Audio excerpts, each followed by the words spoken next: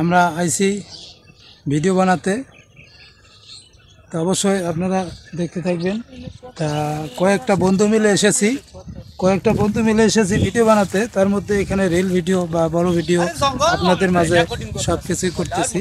হ্যাঁ, তাই আপনার এই যে আমাদের বন্ধুরা ভিডিও করতেছে, আপনাদেরকে ভিডিও করা দেখাবো, এই জন্য আমি আপনাদের এখানে আসলাম। এই দেখেন আমাদের বন্ধু কিভাবে রিল ভিডিও তৈরি করছেন বা ভিডিও বানাচ্ছেন। ও মন বুঝার সে ভুল বুঝার মানুষ বেশি,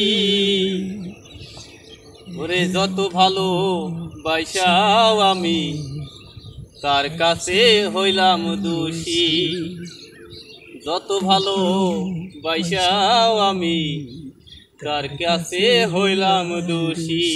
সালাউদ্দিন ভাই, কি খবর টবর ভাই? এই তো ভাই, আল্লাহ রাখছে। যাক, আল্লাহ ভরসা, ইনশাল্লাহ।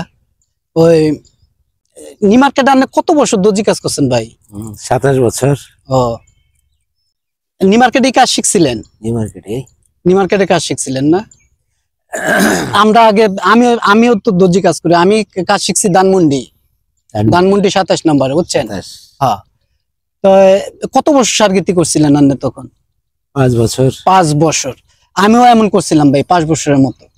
দেখেন, আগে কত মানুষ কঠিন করে কাজ শিখতো, হ্যাঁ, আর এখন মেশিনে বইলে মনে কাজ শিখতে পারে। হ্যাঁ, আমরা পানি আনতাম, ওস্তাদ বললে চা আনতাম, ভাত আনতাম, কত কষ্ট করতাম। হ্যাঁ, ওস্তাদরা কত কিছু, আবার ওস্তাদরা আদরও করতো, কিন্তু আদরও করতো। হ্যাঁ, মায়া করতো।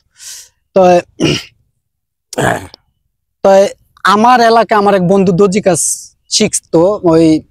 তো আমরা ওই দোকানে যে আড্ডা উড্ডা মারতাম সব। আমাকে দর্জি লাইনে বন্ধু বান্ধব আছে 13-14 জন, বুঝছেন? একবারে ঘনিষ্ঠ বন্ধু, ছোটবেলার। দর্জি কাজ শিখছি আমরা। তো মনে করেন প্রথম গেলাম আমরা দর্জি কাজ শিখতে, আমি আমার ভাই। পরে যে আরো বন্ধু বান্ধব গেল আমাকে দেখা দেখি।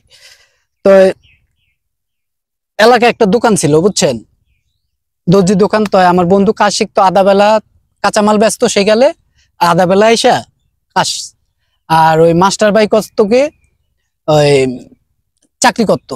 হ্যাঁ, এই তো 2টার দিকে। তো 2টার দিকে দোকান টোকান খুলে বইতো। তো আমরা ওই কাজের পর আইসি ওইখানে গল্প টল্প আড্ডা উড্ডা মারতাম।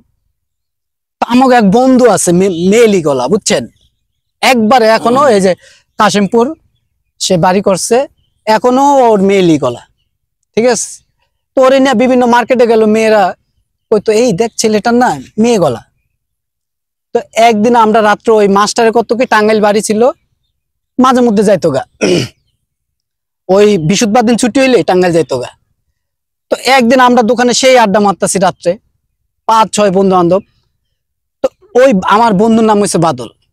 তো একদিন আমরা ওই গল্পের মধ্যে কথা কইতাছি, ওই বন্ধু আমার কথা কইছে, ওই রাস্তা দিয়ে আসে না, ওই যে পুলিশ যায় রাত্রে চেক আপ দেয়, আগে গাড়িটা চেক আপ দিত, এখন না চেক আপ দেয় না, ঠিক আছে? তো ফট করে গাড়ি থামাই, দরজার মধ্যে টুকাইতেছে, এই খোল দরজা।